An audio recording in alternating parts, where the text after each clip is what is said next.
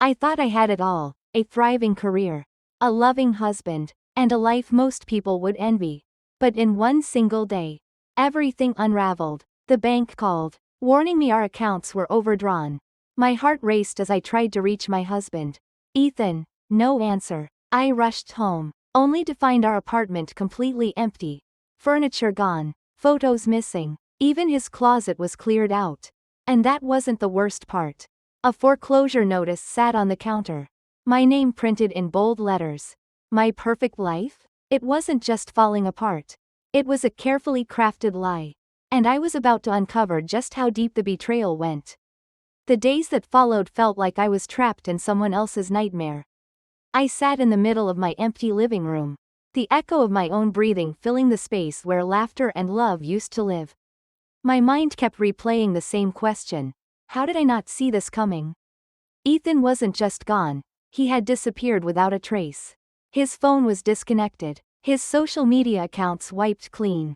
And his job? Apparently, he quit weeks ago. I called his closest friends, only to hear the same shocked voices telling me they hadn't heard from him either. It was as if he had never existed. But reality wasn't done with me yet. I discovered our joint savings account was drained. Every dollar gone. The bills, ones I thought he was handling, were months overdue. The car wasn't even ours anymore. Repossessed. The worst part? I wasn't just left heartbroken. I was left broke. I dug through old files, trying to make sense of what happened. That's when I found a second phone hidden in his desk drawer, one I had never seen before. My hands trembled as I scrolled through the messages. And there it was, a thread of conversations with a woman named Rachel. Can't wait to start over with you. She won't even see it coming. My stomach dropped. The man I loved didn't just leave me. He ran away to start a new life with someone else. But if he thought he could vanish and leave me to clean up his mess, he underestimated me. I wasn't about to be his victim. Before I dive into what I uncovered next, the moment that left even the police speechless, I want to hear from you. Have you ever been blindsided by someone you trusted? Drop your story in the comments. And if you believe karma has a way of finding its mark, hit that like button. Trust me, this story is only getting started. The messages on that second phone were a dagger to the heart, but they were only the beginning. I wasn't just betrayed emotionally. I soon realized Ethan's deception ran far deeper, touching every corner of my life in ways I never imagined. A few days after finding the phone, I got a call from a number I didn't recognize. Normally, I wouldn't answer, but something in me said to pick up.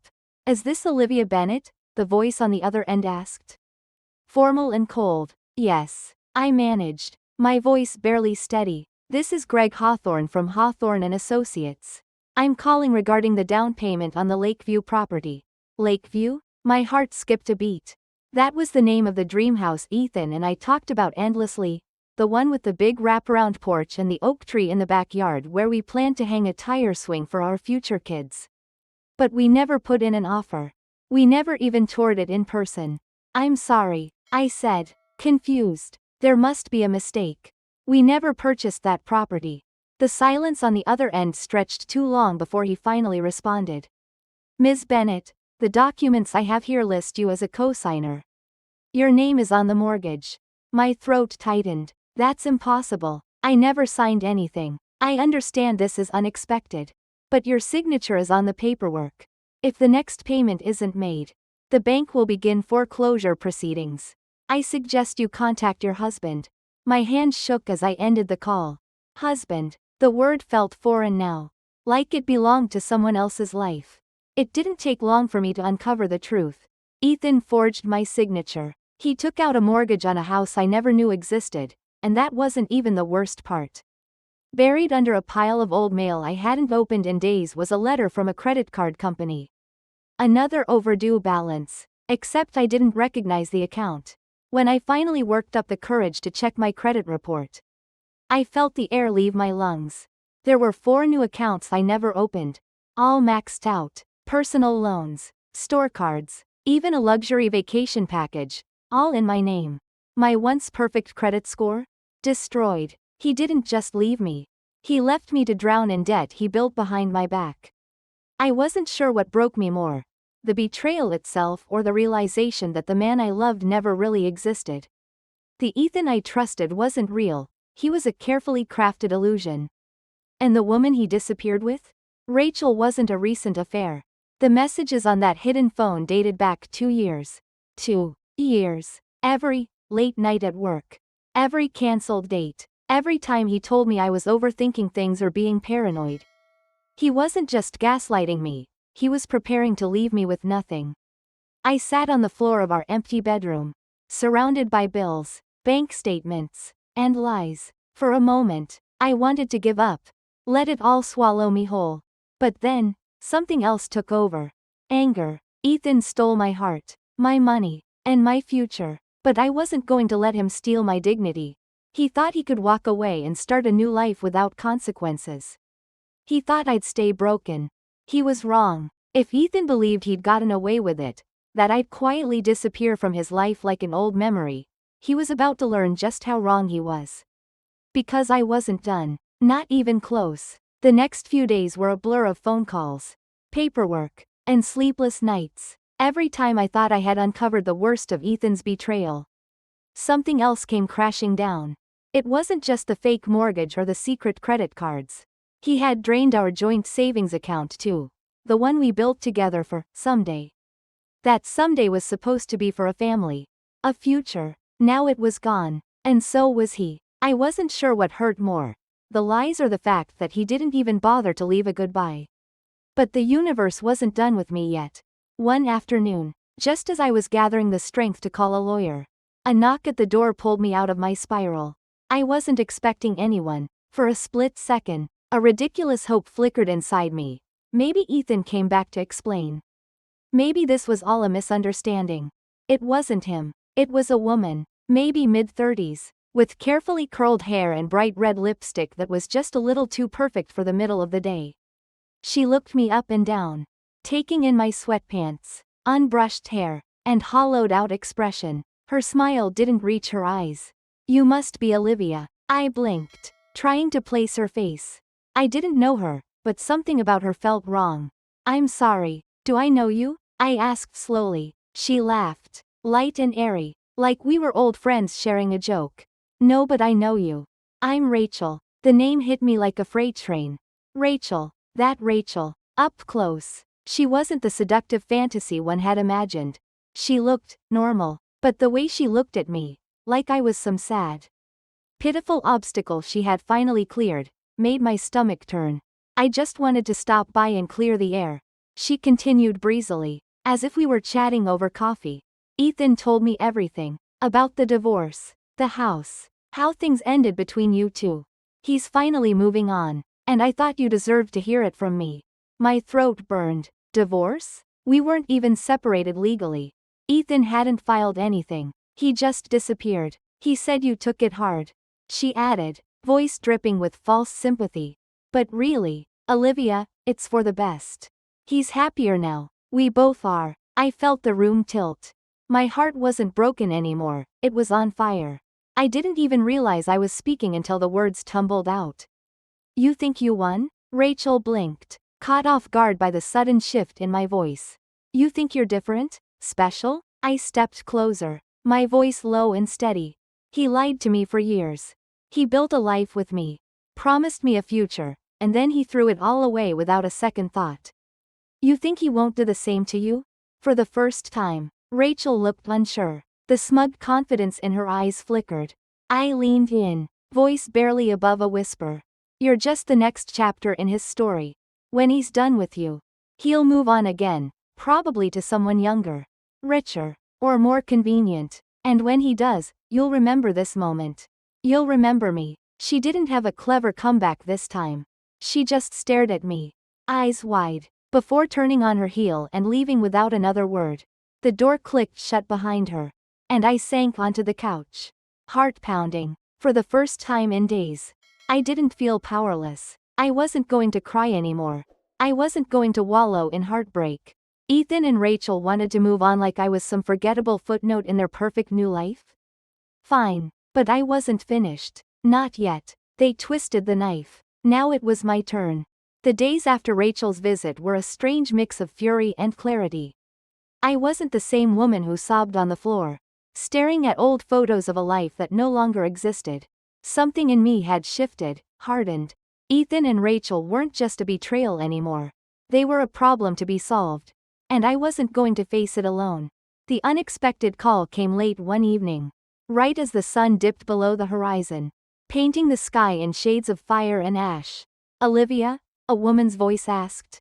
Hesitant but familiar. It took me a second to place it. "Sophia?" My stomach tightened. Sophia was Ethan's older sister, the one I barely saw after his family began to drift away from me. As if they knew something I didn't. I heard what happened," she said quietly. "I didn't know he was capable of this." Her voice wasn't filled with pity. It was sadness. Real sadness. "I'm sorry," she added, "for everything." For a moment, I didn't know how to respond. Part of me wanted to hang up.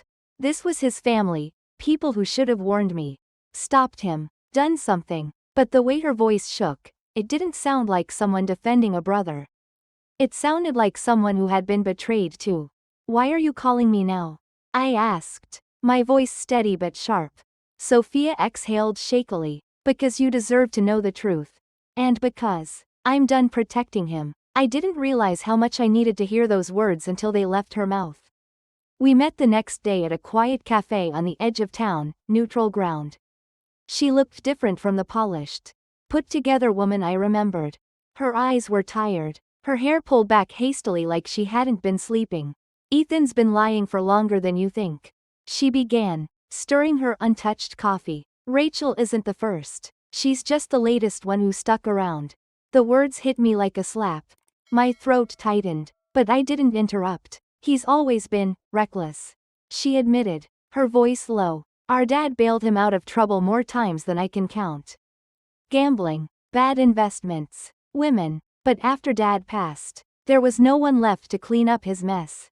So he started using you." The room felt like it tilted. I clenched my fists under the table, nails digging into my palms. "He told us you knew about the debts," she continued, her voice wavering. "That you agreed to help him fix things. That's why everyone stopped calling. We thought you were in on it." I let out a shaky breath, anger simmering beneath my skin. "He didn't just take my money. He took my reputation, my support system. He made me the villain in his story." Sophia reached across the table, her eyes burning with a quiet resolve. "I know where he is," she said. "Rachel, too. He thinks he got away clean. But he's lying to her too. He's hiding more than you realize." My heart pounded. "Why are you helping me?" I asked, my voice barely above a whisper. Sophia's expression hardened. "Because I'm done pretending he's a good person. And because you're not the only one he ruined." For the first time in weeks, I felt something other than anger or grief. I felt hope, sharp, burning hope. Ethan thought he buried me. He thought Rachel was his clean slate, his new beginning. But he forgot one thing. You can only push people so far before they push back. And now, I wasn't alone anymore. The moment I walked out of that cafe, I wasn't the same Olivia anymore. The fear, the heartbreak, they didn't vanish. But they no longer controlled me. I wasn't here to mourn what Ethan stole. I was here to take back what was mine, and make sure he paid for every ounce of pain he inflicted. Sophia and I spent the next few days piecing together everything she knew. She wasn't exaggerating. Ethan's lies ran deeper than I could have imagined. He wasn't just living off my money. He drained his late father's savings, borrowed from friends, even took out loans under my name. He'd spun a web so tangled that even Rachel didn't know the half of it. "He's desperate," Sophia said one night, her voice low. "The only reason Rachel's still around is because he's promised her a new life, big house, luxury trips. But the truth is, he's broke. He's holding on to her because he needs her money now." The irony made me laugh, a hollow, bitter sound. Rachel wasn't his new beginning. She was his next victim. That's his weakness. Then, I said slowly, the gears turning in my head. He's counting on her to stay loyal. If she finds out the truth. Sophia nodded. She'll leave him. And when she does, he'll have nothing. It wasn't enough. Not yet. I didn't just want him abandoned, I wanted him exposed. Ethan built his entire life on appearances. He needed people to think he was successful, charming, untouchable. Destroying him meant taking that away. Piece by piece, I reached out to an old friend, Emma, a brilliant financial consultant who owed me a favor. When I told her everything, she didn't hesitate. "Let's burn him to the ground," she said, her voice cold and steady. Together, we crafted the plan. Step 1. Pull the rug out from under him financially.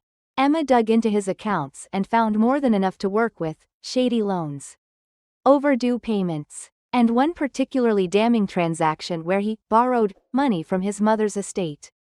We made sure that information landed in the right hands: his creditors, Rachel, and a few of his influential friends.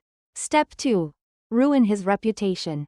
Sophia helped me pull together old texts, emails, proof of his cheating, manipulation, and lies. We didn't make it public, not yet. First, we made sure Rachel saw it all. We sent it from an anonymous email, timing it perfectly to hit when Ethan wasn't around to explain his way out. Step 3. Make him watch it all crumble. We found out he was hosting a lavish dinner with Rachel and some potential investors, one last desperate attempt to appear successful. It was the perfect stage. Sophia and I walked in halfway through the evening. Heads turned. I wasn't supposed to be there. Ethan's face went pale the moment he saw me. "Olivia?" Rachel's voice trembled. She looked between us, confused and panicked. "What's going on?" I didn't even look at Ethan.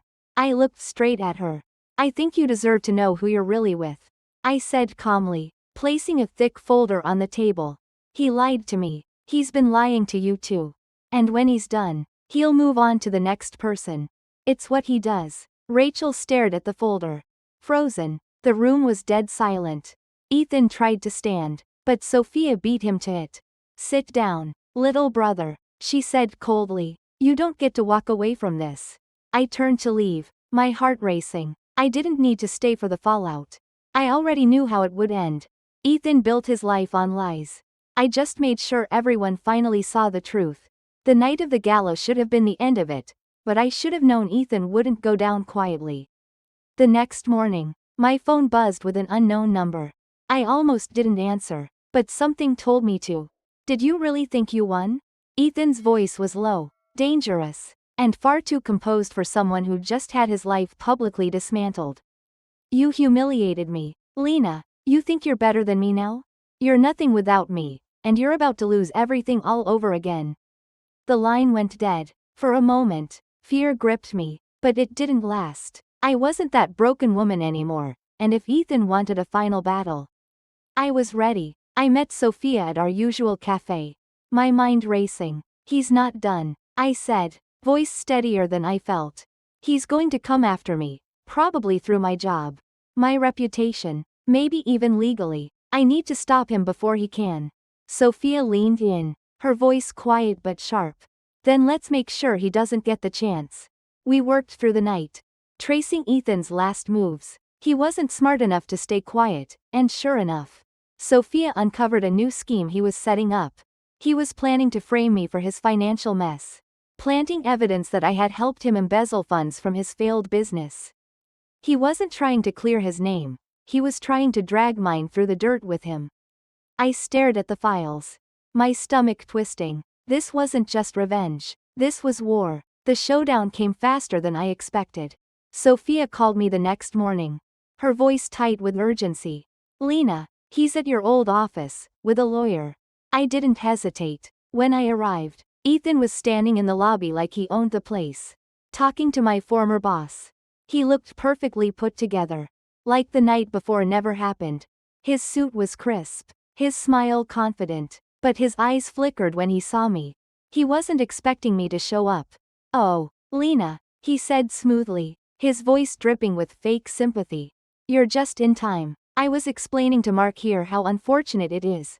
You using company resources to cover up my financial mistakes."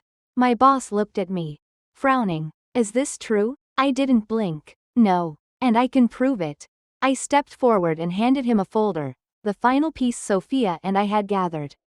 Not just proof of Ethan's new setup, but records of his past scams, accounts, and even a witness statement from one of his former business partners who came forward after seeing the public meltdown at the gala. My voice was calm, steady. Ethan didn't just lie to me. He lied to everyone, including Rachel, his investors, and this company. He's the one who stole money. He's the one who manipulated people. And now, he's trying to pin it all on me because he has nothing left. The room went dead silent. Ethan's mask slipped, his smile fading into something colder. He took a step toward me, voice low. You think you're so smart, don't you? You think anyone's going to believe you after everything I told them about you? I didn't flinch. They don't need to believe me. They just need to believe the truth. My boss turned to him, eyes narrowing. Get out, Ethan. For a second, he didn't move. Then, without a word, he walked out, and this time, he didn't look back. I stood in the parking lot after, the weight of it all crashing down on me. It was finally over. The lies, the fear, the betrayal, they didn't own me anymore. Sophia pulled up a few minutes later, grinning as she hopped out of her car. So, she said, crossing her arms, what now? I smiled, a real, genuine smile, for the first time in what felt like forever. Now? I said, feeling lighter than I had in years. I start over, and this time, I'm doing it on my terms. The days after Ethan's final downfall felt strangely quiet, like the calm after a brutal storm. For so long, my life had revolved around him, loving him, losing him, fighting him, and now, he was gone. No more threats, no more manipulation, just silence. I expected to feel victorious, maybe even satisfied, but what surprised me most was the overwhelming sense of peace. Not the kind that comes from winning, but the kind that comes from finally letting go. Word spread fast about what Ethan tried to do. His reputation, what little remained of it, crumbled completely. Investors pulled out of his last-ditch projects. Rachel dumped him publicly, and messily, on social media. Sophia sent me the screenshots, laughing. Looks like she's learning the hard way. For a moment, I almost felt sorry for Rachel. Almost. But I knew better. She wasn't innocent, just collateral damage in Ethan's spiral. And honestly, she made her choices. What mattered more was the life I was rebuilding. I went back to work, not at my old job, but at a new firm. A fresh start. The kind of place where no one whispered behind my back. Where my ideas were valued.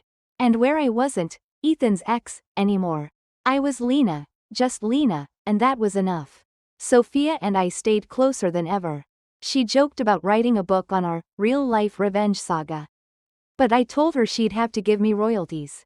Somehow, through all the chaos, our friendship ended up stronger than before. Maybe it was because we saw each other at our worst and still stuck around. One afternoon, I got an email from Ethan's lawyer.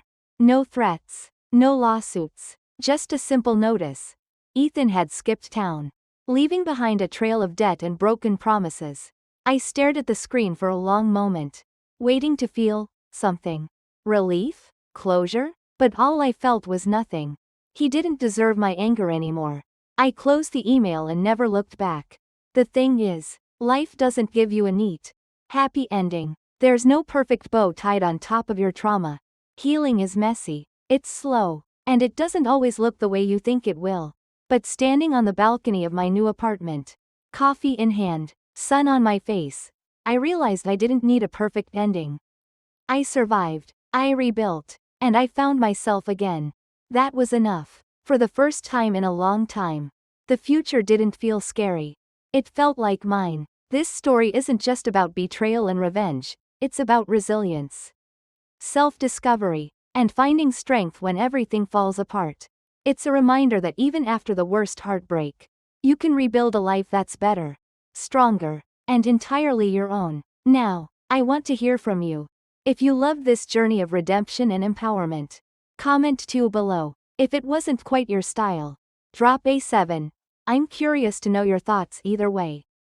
And if you enjoy stories like this, don't forget to hit that like button and subscribe for more powerful, unforgettable tales. Your support means everything, and trust me, the next story is one you won't want to miss.